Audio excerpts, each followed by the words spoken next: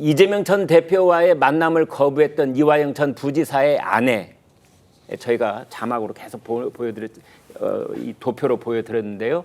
그 아내 백모 씨, 지난달 민주당에서 개최한 정치검찰 간담회에 참석해서 다음과 같은 말을 하기도 했었습니다. 그 목소리도 직접 들어보시겠습니다. 검찰 때문에 수사받다가 돌아가신 분들 얘기를 했는데 저희 남편이 아직까지 살아있어서 다행이다 싶어요. 정말로. 이화영, 이재명 다 이 사건하고 아무 관계가 없다는 게 나왔는데도 이 판결이 왜 아직도 유효한지 저는 모르겠습니다. 연어 술파티 있었고 회유하고 저는 특검밖에 없다고 생각을 해요. 정말 제대로 여기 계신 국회의원님들하고 또 법조인 분들께서 제발 좀 밝혀주셨으면 하는, 제발 여러분들이 많이 도와주셔서 저희 남편 소원은 보석이에요. 지금까지. 네, 최 국장님, 이제 대속이라는 말이 오늘 아침 신문에도 가까운 뭐 사설까지도 여러 군데 쓰고 그랬던데요. 그러니까 우리가 단정적으로 여기서 대속은 누구와 누구를 가리키는 거다 말할 수도 있기도 하고, 그렇게 나가면 좀 너무 위험할 것 같기도 하고 그래요. 근데 이화영 전 부지사가 왜 대속을 저기서 거론했을까? 네. 이거는 이제 분석의 영역입니다. 네. 뭐 사실은 본인이 제일 잘 알겠죠. 그러나 이제 저희 같은 경우는 이렇게 보시면 됩니다. 이화영 전 부지사가 받고 있는 혐의가 크게 보면 세 가지예요. 네. 뇌물, 정치자금법 위반, 그렇죠? 네. 그다음이 대북송금, 네. 이제 외국환관리법 위반입니다. 네.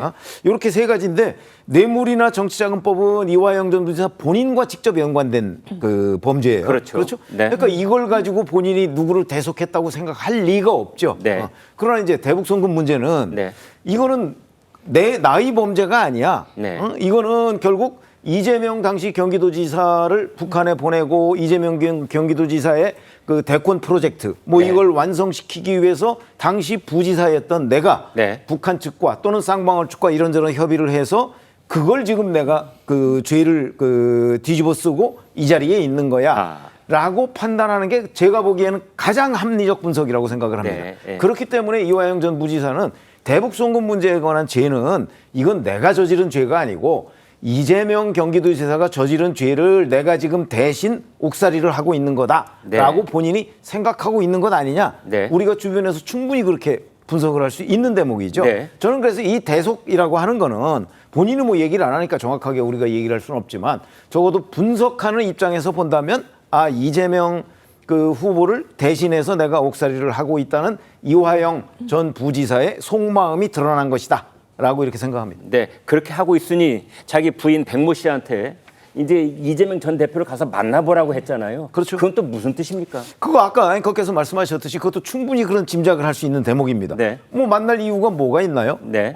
그래서 이제 만나보면 결국 이재명 그 당시의 대표도 이화영 부지사가 나를 대신해서 옥살이를 하고 있다는 것을 이화영 전 부지사의 부인에게 예를 들어서 적어도 인정하거나 뭐 이런 부분을 이화영 전 부지사는 기대하고 있지 않을까요? 뭔가 약속을 받아와라 그런 뜻도 포함되어 있을까요? 뭐 제가 알기로는 뭐 그런 식의 약속은 이미 어느 정도 있었을 것으로 짐작이 되고요. 네. 그러나 이제 끊임없이 잊지 말라 하는 거죠. 그게 아까 말씀하셨듯이 여기서 조금 더 나가면 뭐 내가 사실은 뭐 작년에 했듯이 뭐 사실대로 얘기할 수도 있어. 뭐 여기까지도 충분히 우리가 짐작할 수 있는 대목이라고 생각합니다. 오히려 반협박이 될 수도 있다. 뭐 그런 걸 시사하는 거죠. 장인주 변호사님께 네. 궁금한 건 또 이런 게 있습니다. 지금 검찰이 항소심 첫 재판에서 저걸 이제 증거로 내놨다는 건데요. 네. 저 형사 사건에서 피고인이 변호사나 가족하고 나오는 네. 접견 과정에서 대화를 녹음을 했다가 재판 과정에서 검찰이 이렇게 깔 수가 있는 겁니까? 일단 그런 경우가 없지 않아 있기는 합니다. 네. 왜냐하면 뭐 아시다시피 일반 접견을 하는 경우에는 이제 구치소에서 판단을 해서 이제 녹음을 하는 경우가 대부분이기 때문에 네.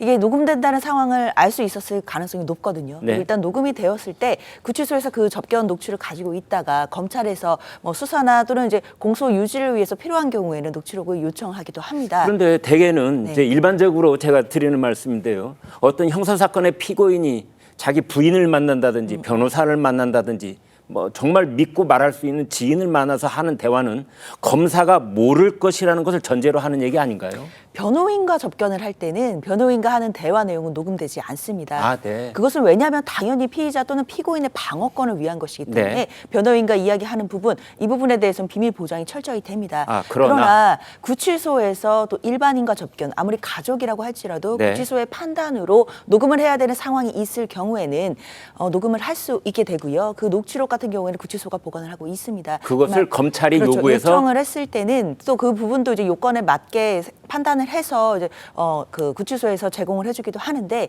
뭐 이 부분에 대해서는 아마 이화영 전 부지사 측 변호인 측에서도 이 접견 녹음과 그 녹음 과정과 그리고 녹취록을 재판 과정에서 공개한 부분에 대해서 법적으로 이게 타당한지에 대해서 따져볼지 여부는 조금 더 지켜봐야 되는 것은 분명합니다. 그러나 이제 검찰에서 구치소로부터 접견 녹음을 받아서 공개하는 경우들이 뭐 어느 정도 있는 일이기 때문에 뭐 이번에만 이루어졌다라고 보기는 어렵습니다. 이화영 측 그 변호인이 이런 네. 내용이 공개되기를 오히려 속으로 바라고 있던 측면은 없을까요?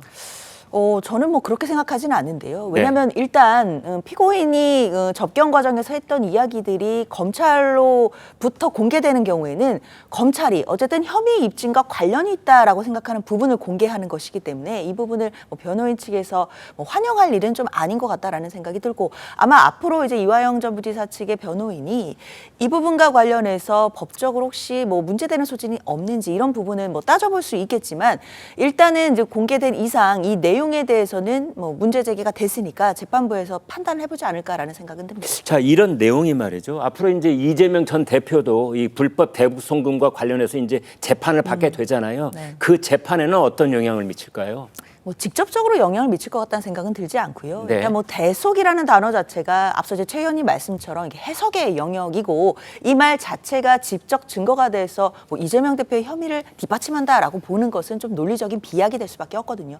결국 이재명 대표가 받고 있는 혐의는 제3자 뇌물죄인 것이고 여러 가지 요건들을 이제 입증을 해야 될 것인데 그 중에서 가장 핵심은 결국 북한으로 돈이 건너갔다라고 하더라도 그것에 대해서 이재명 당시 지사가 알고 있었는지 또는 보고를 받았는지 승인을 했는지 이런 부분들입니다. 이런 부분들을 검찰이 직접적으로 그리고 재판부를 설득할 수 있을 만한 증거를 제시하지 못한다라고 한다면 이재명 대표의 혐의가 입증되지 않는 것이기 때문에 그런 증거들이 나올지 이런 부분들을 이재명 대표의 재판에서는 더 눈여겨봐야겠습니다. 네.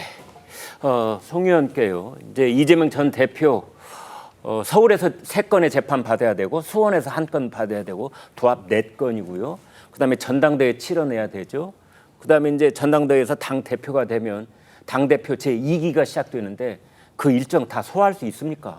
그러니까요. 사실상 이재명 대표의 당무와 그다음에 국회의원으로서의 업무는 매우 등한시할 가능성이 높죠. 지금 일주일의 재판이 최대 4번이 될 가능성이 있고 그다음에 경기도 법인카드 유용 의혹에 관해서 만약에 이재명 대표가 추가로 기소가 된다면 최대 일주일의 재판이 5번까지 될 가능성이 있습니다. 그러면은 뭐 몸이 2개, 3개라도 모자랄 상황이 되고 아무래도 본인의 사법 리스크 방어에만 집중하게 될 가능성이 매우 높다고 봐야 되겠죠. 그런데 이재명 전 대표의 재판이 한두 개쯤 줄어들거나 재판부가 가끔씩 뭐 호의를 베풀어서 기일을 변경해주거나 이렇게 한다고 해서 이재명 대표의 의정 활동이 더 성실해지거나 당무에 더 집중하게 되거나 이렇게 될 것 같지도 않습니다. 이것은 제가 개인적인 추측으로 말씀드리는 것이 아니고 작년에 이미 사례가 있죠. 10월 13일에 그 선거법 사건 재판에 이재명 대표가 불출석을 하면서 사유를 국회 국방위 국정감사 참석 때문이라고 밝혔습니다. 그런데 정작 그날 오후에 국방위 국정감사는 안 나갔거든요. 지금 이런 식으로 재판과 의정 활동에 임하고 있기 때문에 글쎄 오히려 재판을 핑계로 의정 활동을 등한시하고 또 당무는 누군가에게 맡겨놓다시피 하고 이렇게 되지 않을까 하는 생각마저 듭니다.